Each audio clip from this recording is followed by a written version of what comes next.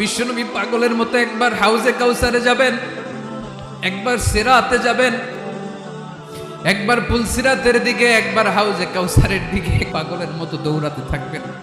তার কোনো গুনাহগার উম্মত যাতে জাহান্নামে ঢুকে না যায়, সেদিন কেউ সুপারিশ করতে পারবে না বিশ্বনবী ছাড়া। এজন্য 5 নম্বর আল্লাহ বললেন, মান যাল্লাযী ইয়াশফাউ ইনদাহু ইল্লা বিইযনিহি। কার সাহস আছে, কার এত বড় বুকের পাটা কিয়ামতের কঠিন দিন আল্লাহর সামনে দাঁড়িয়ে সুপারিশ করবে? কারো ক্ষমতা, কারো ক্ষমতা নাই। বিশ্বনবী সেদিন সিজদায় পড়ে উম্মতের জন্য কাঁদবেন, সবাই কাঁদবে, নফসি নফসি, আল্লাহ আমারে বাঁচাও, আল্লাহ আমারে বাঁচাও। বিশ্বনবী বলবেন, উম্মতি উম্মতি।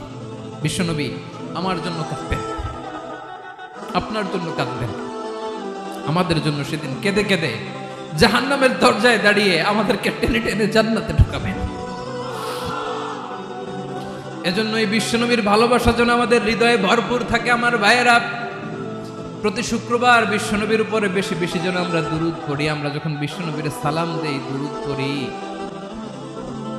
একদল স্পেশাল ফেরেশতা আছে যারা বিশ্বনবীর দুরূদটা নিয়ে সরাসরি বিশ্বনবীর রওজায় যায়, যে বলে অমুকের বেটা অমুক আপনারে সালাম দিয়েছে। বিশ্বনবী নিজ কবরের থেকে নিজেই সালামের উত্তর দেয়।